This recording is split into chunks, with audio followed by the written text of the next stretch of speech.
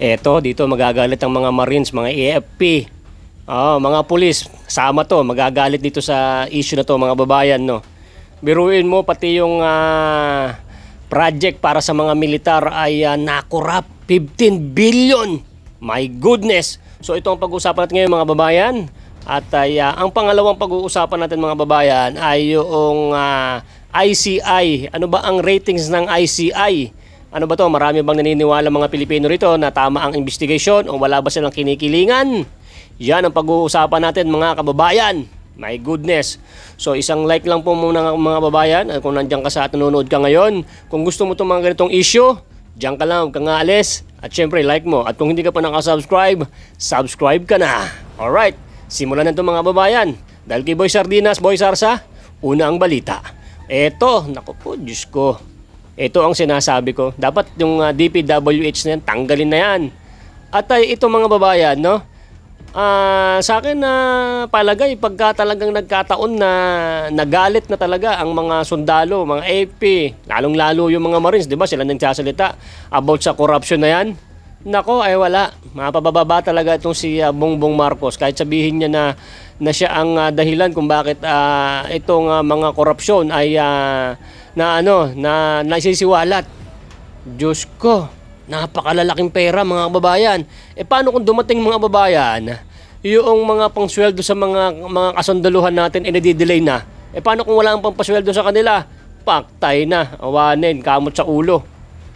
Ano kaya masasabi ng mga sundalo sa mga ganito mga balita na para sa kanilang proyekto, para para na sa mga sundalo ay nawala pa. Pero ang sabi, mamaya panoorin mga kababayan yung video tapos magkomento kayo sa mapapanood yung video. Nako, biruin mo, mga poste lang daw mga kababayan, yung mga naitayo tapos sasabihin ay kompleto, completed. My goodness, nabayaran ng gobyerno yung 15 billion pero walang napakinabangan mga babayan ang mga kasundaluhan natin. Grabe, no? Nakakahiya na tayo sa buong mundo lalo pagka nalalaman nila na ganito ang nangyayari sa Pilipinas. No? Kung pwede nga lang ipagtanggol si Bongbong Marcos, pwede. Sana kung meron man lang sanang ipagtatanggol di ba? Pati yung mga daycare center daw mga kababayan ay naging ghost project, no? Para sa mga kababayan natin na nangangailangan ng mga ganyan na proyekto. Aba, naku po, ghost project din. Grabe, no? Alam nyo mga kababayan, napakayaman sana ng Pilipinas, no? At maraming mga structure na mga maitatayo, napapakinabangan ng ating mga kababayan kung saan man sa Pilipinas na i-award yung mga ganyan mga proyekto, no? Ang laki sana ng pakinabang talaga. Lalo yung ghost project, di ba? Yung sa flood control, scam, di ba? Napakalaking tulong yan sa Pilipinas kung lahat yan ay nagawa ng maayos at hindi binulsa ng iilan lang na mga demonyo, mga kawatan ng mga politiko na pinagkatiwalaan natin na inupo sa gobyerno para manungkulan at magserbisyo sa mga tao. Nun pala sila ang magiging dahilan para ang ating mga kayamanan na mga naipon sa ating mga tax, no, ay uubusin lang ng mga demonyong kawatan. Kaya nakakagalit to. Kaya mga kababayan, yung kung mangyayari man ng people's power at mga AFP, mga sundalo, ay bigla na lang talaga magsilabasan. Kaso, hindi pa natin nalalaman yan kasi biglaan na lang yan. Pag naasar po yung mga sundalo na yan, yung mga Marines na yan, sama-sama po talaga yan. Biruin mo para sa mga sundalo na alam mo magpuprotekta sa'yo na pagka nagkaroon ng mga ganyan na mga anomalyang issue, poprotektahan ka pa ng mga ganyan mga militar. Kaso, yung pati para sa kanila ay naging scam, na-scam sila. My goodness, no? Pati ba naman mga kasundaluhan, tinarantado nitong mga kontraktor na to? Biruin nyo mga mare, no? Biruin mo, nakakagigil, nakakagalit talaga, no? Mababalitaan mo, completed. Hala ka, completed daw mga babayan yung proyekto na to. Sino ba namang hindi naman manggagalaite? Sino bang mga sundalo, mga general, colonel ang hindi makakapagsalita sa mga kabaro nila, no, na magsiwalat ng sama ng loob sa gobyerno. Tapos hanggang ngayon wala pa pong napapanagot na sangkot dyan at wala pang naghihimas. Yung Bisaya ka mang boy.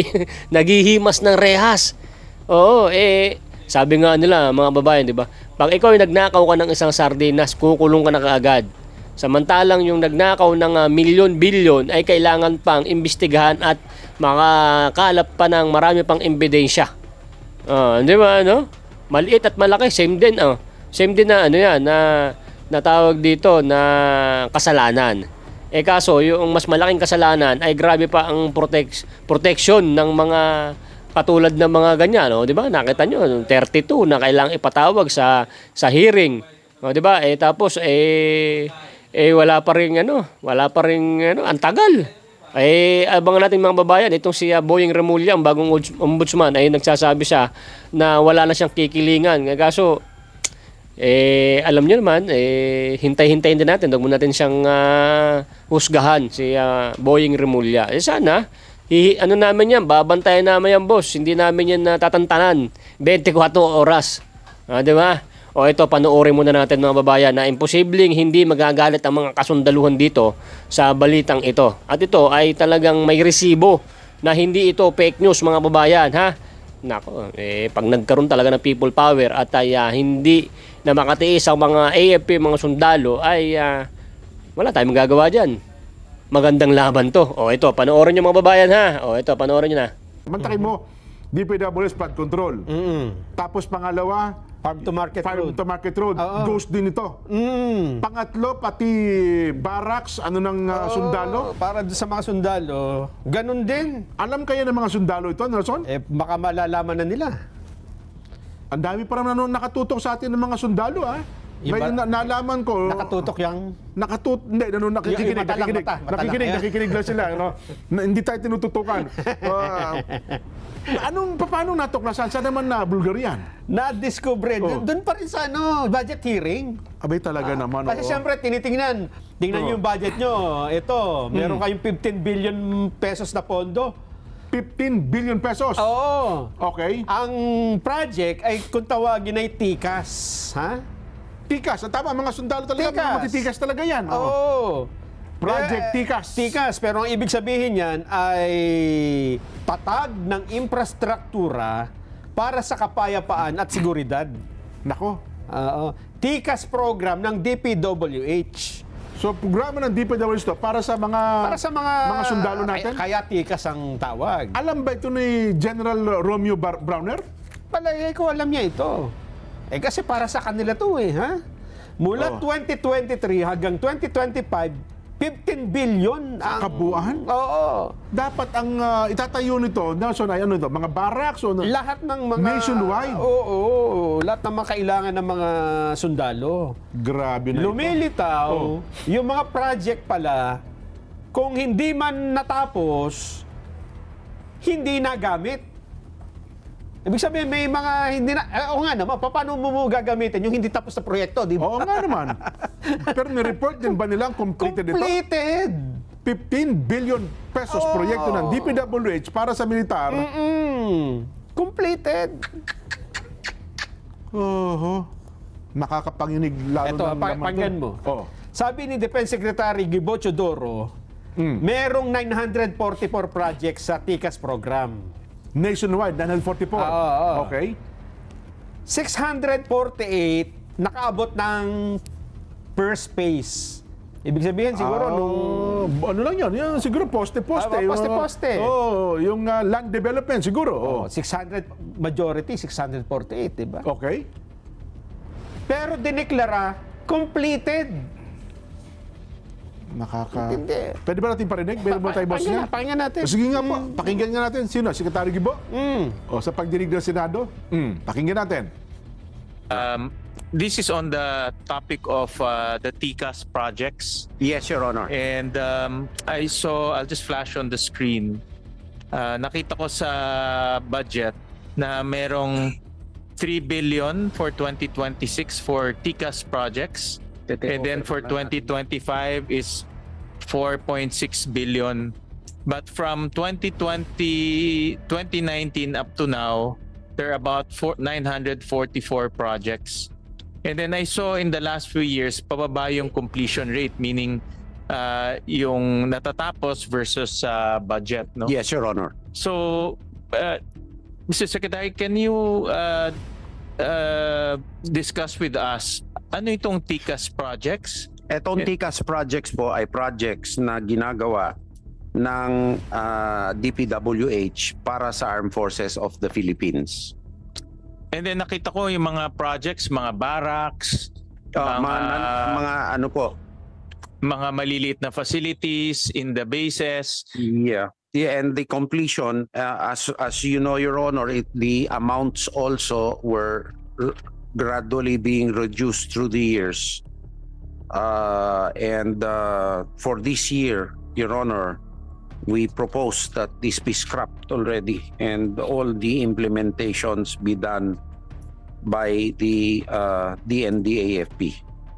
Secretary, because I also saw, we asked for some updates from the department. Nakita namin, for example, to slide 114, meron nakasulat construction of multipurpose building, tag as completed, pero mukhang hindi pa siya completed.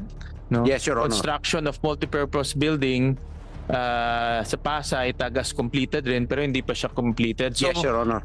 I believe ang gumagawa nito DPWH. Yes, Your Honor. Kasi yung pondo ng TICAS nasa DPWH. Yes, Your Honor. Pero hindi nila natatapos yung proyekto. Yes, Your Honor. So,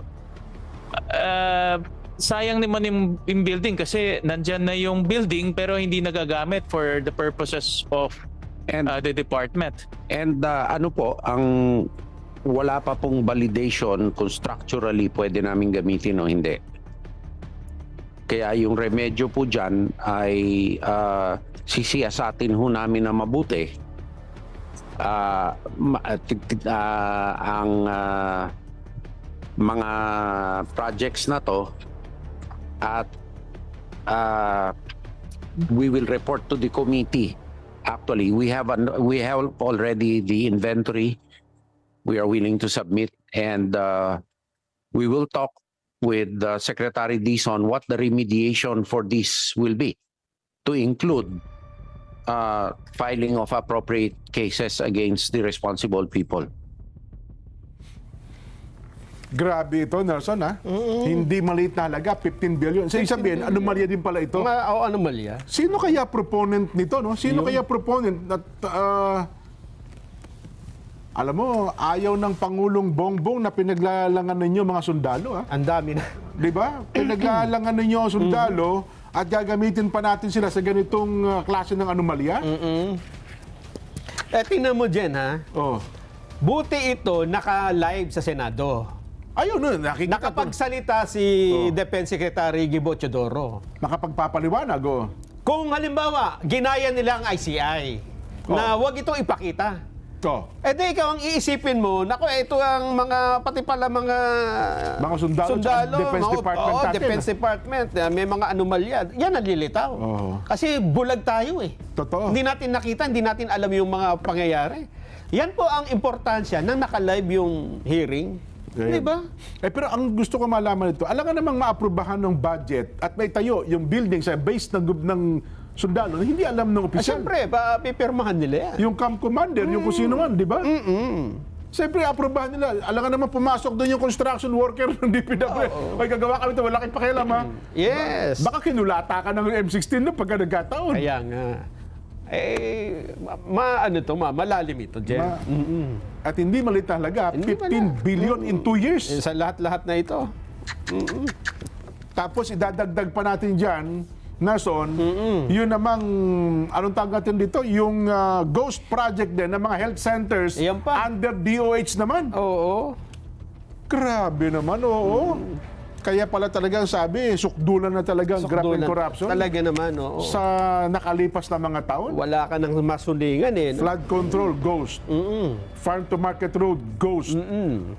Anong pangatlo? Yung TICAS program. TICAS program. Barracks sa mga sundalo, ghost. Oo. Health center, ghost. Ghost. Buster. Ghostbuster. Ano pa ito? Ano na ito? Ay, nako. Sabi po ni Kuya Boss Moto ng Sariaya, Quezon, lagi kami nakasubaybay. Pwede ho bang pakibati ang Kuya Lemuel Gonzales? Kuya Lemuel, binabati po kayo ni Kuya Boss Moto ng Sariaya, Quezon. Ang atin pong Vox Populi, ano pa ito? Reaction pa rin, ha? A, they are protecting the mastermind. Ving Bodyong Taipo, Hong Kong. Ayan. Walang typo dyan, ha? Taipo. Opo. Meron silang pinoprotektahan. Nelson Inson, General Trias City. Opo, sure na may pinoprotektahan Robel Nipay ng Pasay City. May pinoprotektahan Roberto Abubakar ng Sulu. May pinoprotektahan Kenneth Kalinawan, Paris, France. Obvious naman na ang lahat ng ito ay politika, wala silang awa sa bansa. Mikob, Plaridel, Bulacan. Opo, halatang meron silang tinatago kasi kung wala, bakit ayaw nilang ipakita sa publiko? Jonathan La Chica ng Cavite. Opo, 100% halata naman na may tinatago. Sami Palisok, Santa Maria, Bulacan. Dapat lang para malaman ng taong bayan na magiging takbo ng investigasyon kung walang pinapanigan. Yun. Grabe. Di ba? Nakakalungkot. Nakakakalungkot na nakakagalit mga babayan pagka yung mga ganitong mga balita ang ating mga nasasaksihan. Ano palagay niyo mga babayan? Ito bang mga sundalo na to, pagka ito ay nagkaroon ng revolusyon, marami kayang sasali na mga kasundaluhan? Di ba? Palagay nyo, mag-comment nga po kayo dyan sa nalaman nyo rin pong balita ay kung ikaw ay sundalo. Ikaw, kung hindi ka sundalo, kunyari hindi ka po sundalo ngayon. Kunyari sundalo ka, kahit ikaw nanonood ngayon, halimbawa sir, sundalo ka, nanonood ka ng video na to, napanood mo yung balita. Ano ang mararamdaman mo? Kung ikaw ay active na sundalo ngayon, sa nalaman mo na pati yung na proyekto na para sa inyo ay naging scam at ay ghost project pero bayad na, fully paid, 15 billion. O ikaw Marge, kung ikaw din ang sundalo, madam, mag-comment ka naman dyan, mabasa namin ng inyong mga komento sa mga ganitong mga proyekto na nawala na parang bula. O di ba? Pati mga daycare center, mga iba-iba pa, ang dami. Mga farm, ano ba 'yon, yung going to farm market, yung mga daan. O di ba? Grabe. Hindi lang flood control scam mga babayan, lahat na mga pwedeng naibigay na award na mga proyekto ay nila ghost project. Ang ghost project ay hindi lang sa mga flood control, pati sa karsada, pati sa eskwelahan, pati sa ganitong mga barracks at mga facilities ng mga AFP, mga sundalo. My goodness, no? Buti na lang mga babayan, no? At least yung mga sundalo po ay nagkaroon sila ng medyo mas mataas na sweldo. Paano kung hindi nagawan ng paraan ni Tatay Digong yan? No, mas maraming mangungurap. Kasi itong mga sundalo, mga pulis, maliit lang ang sahod, hindi naman kumakasya sa pamilya at ay bubuwis ka ng buhay, tapos ang liit na sweldo mo. Paano kung ang sweldo ng mga sundalo, mga pulis ay maliit pa rin, tulad pa rin ng dati? Di ba? Ang mga pulis niyan, mga nag-checkpoint, mas malala pa rin ang korupsyon. Pati sila, mangungurap na rin. Mga manguhulid up, mga manguhuli, mga ganyan. Di ba? Saka napakaganda rin ng maraming mga vloggers at ay takot din yung mga buhaya. Di ba? Sana napanood nyo mga babayan ha. Dito, panoorin nyo din. May nakakuha na ng actual footage ng buhaya. Nako, hindi lang pala. Ang sabi nila sir, magtaka ka kung ang buhaya nasa EDSA na. Di ba? Abangan nyo. Ito sana, panoorin nyo pa rin hanggang sa dulo. Nako, nahuli ka ang napakalaking buhaya. My goodness. Palagay nyo mga babayan, itong napipintong na rally, magkakaroon kaya ng revolusyon at hindi pa natin alam ang mga utak at isip ng mga AFP sa mga nangyayari sa bansang Pilipinas. Hindi naman kasi sila nagsasalita, bawal man kasi sa kanila yan. Mamaya bigla na lang lumabas ang mga yan, wala na, hindi na kayang awatin yan. Isang hudyat ng isa sa pinakamataas sa kanila, pag sinabi, umpisahan na to. At dahil hindi na maganda ang nangyayari sa gobyerno, wala tayong magagawa. So support na lang po natin ng mga kasunduluhan kung sakaling ito ay sumiklab. 'Di ba? May nababalitaan po tayo ng mga ganyan-ganyan at ito meron naman darating ulit na rally. Sana itong mga demonyong mga nagrarally na nanggugulo na halip na peace rally ay ginagawa nila na sinasaktan po nila ang mga sundalo, mga pulis, 'di ba? Hindi po natin kalaban ng mga sundalo at mga pulis. Sila po ang nagpuprotekta talaga dapat sa tao, hindi mo dapat saktan yan. Dapat nga peace rally. Kaso mga babayan, kaming mga DDS na mga lumalabas sa karsada, ay kami po ang napapasama dahil ay merong mga bayaran ng mga demonyo, ginugulo nila ang rally para magkaroon ng riot at para magkaroon ng mga sakitan. Di ba? Yan naman talaga ang nangyayari.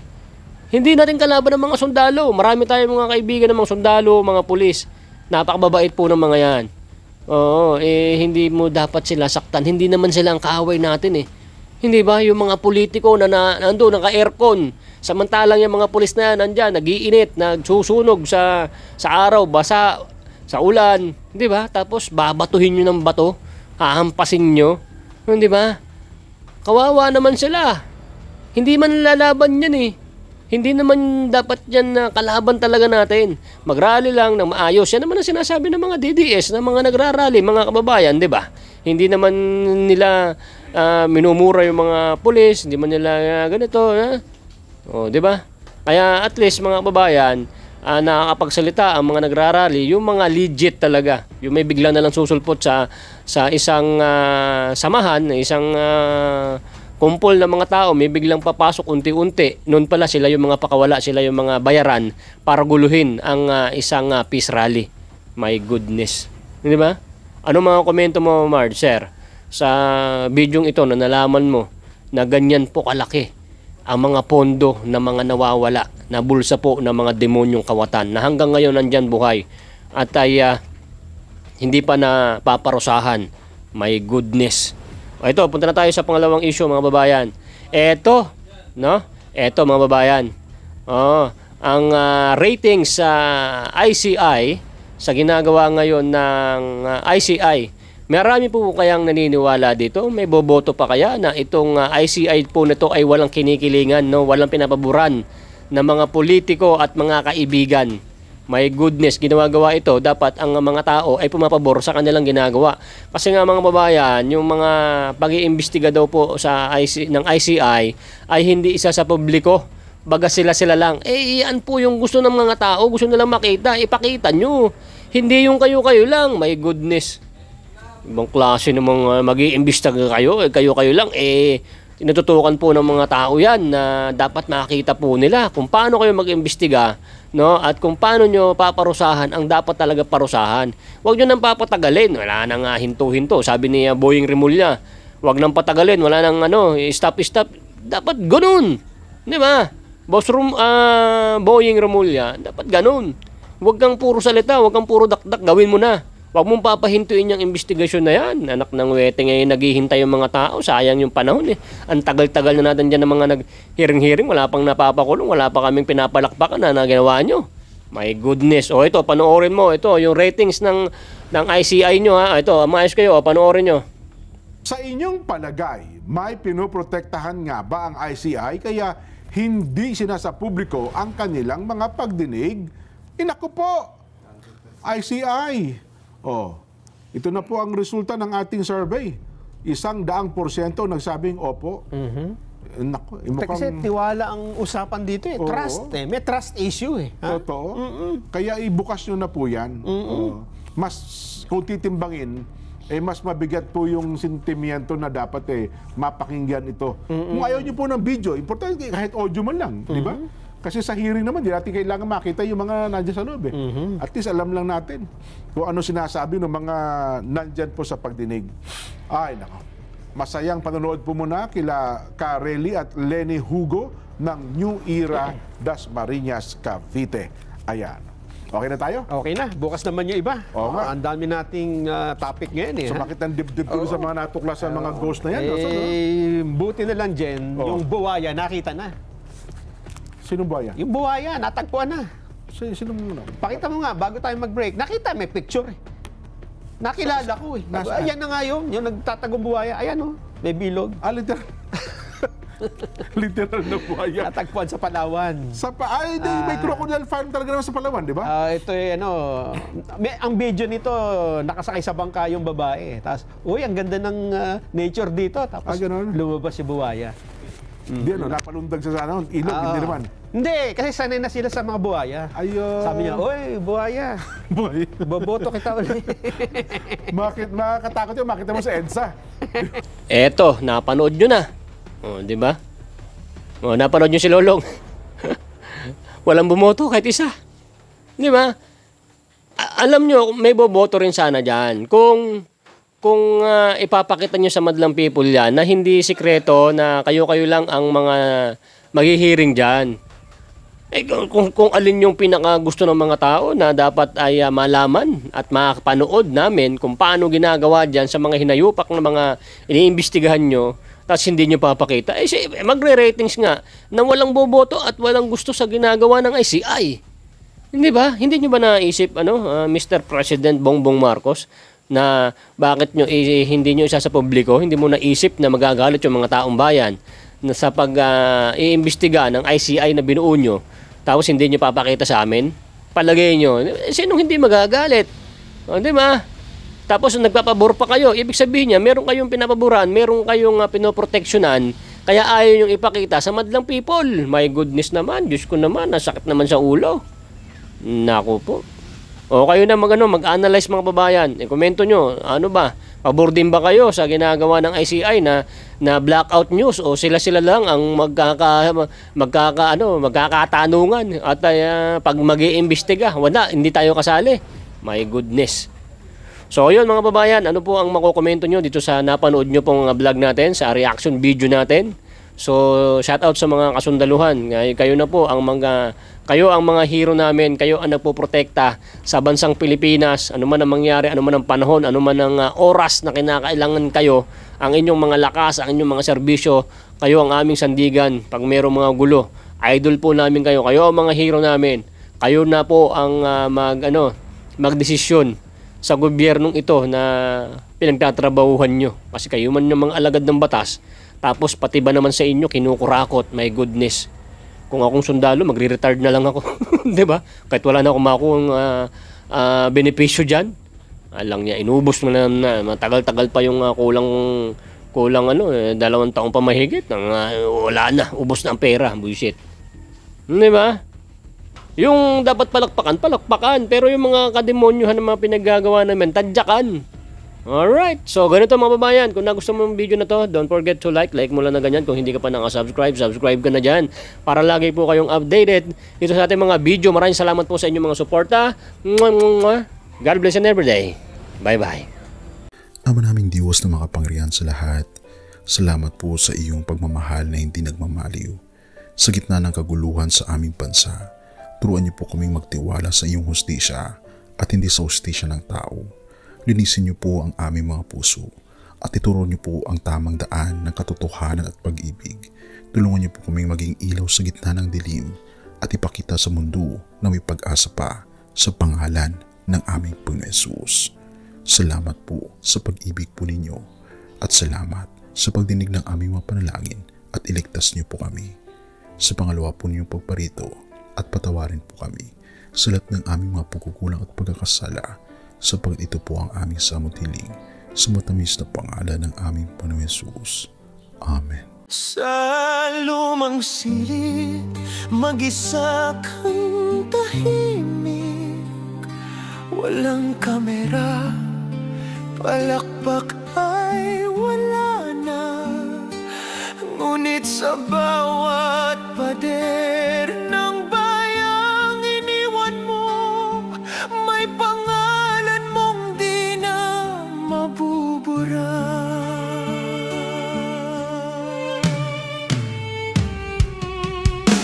Minsan kang naging balikat ng mahihina, kalaban ng takot, kakampi ng masa. Di mo man laging nasabi ang tama, pinili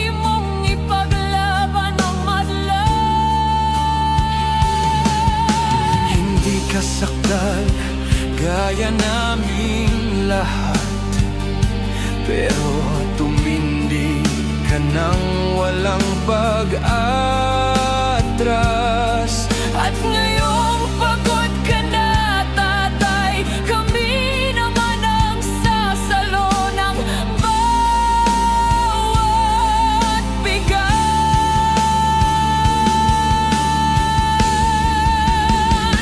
Hanggang sa dulo, ikaw ay mahal, kahit papagod na ang iyong katawan.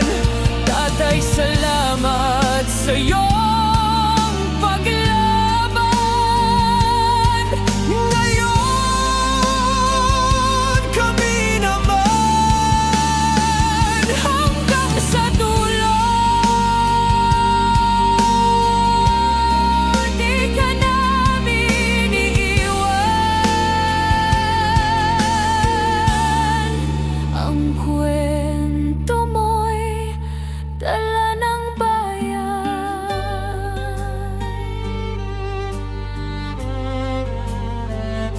Tahimik ka na sa mga batikos, wala nang tugon, wala nang galit, pero sa mata ng mga maralita, naroon pa rin ang tapat mong alaala.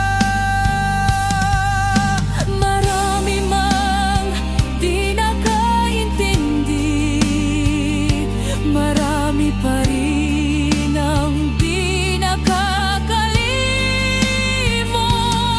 At ngayong wala ka ng kapangyarihan, tatay, ang magtatanggol sa'yo ay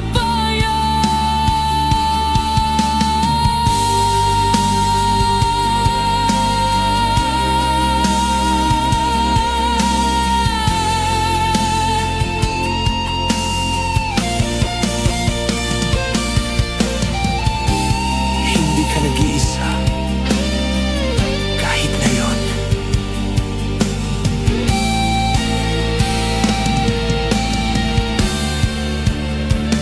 Hanggang sa dulo, tangan ka pa rin sa puso ng batang minsan mong pinagkain. Hanggang sa dulo, di ka nag-iisa. Ang dasal ng bayan ay sa'yo pa rin. Katay, kami naman ang lalaban sa ngalan mo, sa alaala mo. Hanggang sa dulo, dalangin ka ng puso ng masa.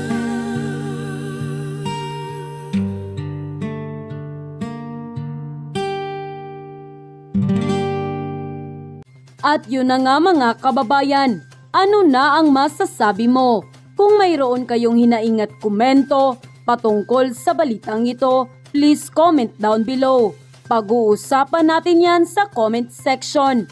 At kung nagustuhan nyo ang video, ay huwag kalimutang mag-like at i-share na din para mas marami pang makaalam at umabot ito sa marami sa ating mga kababayan. Maraming salamat po. Mabuti pa ang sardinas, may label. Eh tayo, wala. Oo nga pala. Nay, ito na yung bayad ko sa isa, ano? O, kunin mo yung isa. Isa muna, iyan, no? Tapos, isa pa, di ba? 4 dapat na sardinas, eh. O, yan. 3 na. Pang-4 na sardinas. O, okay na.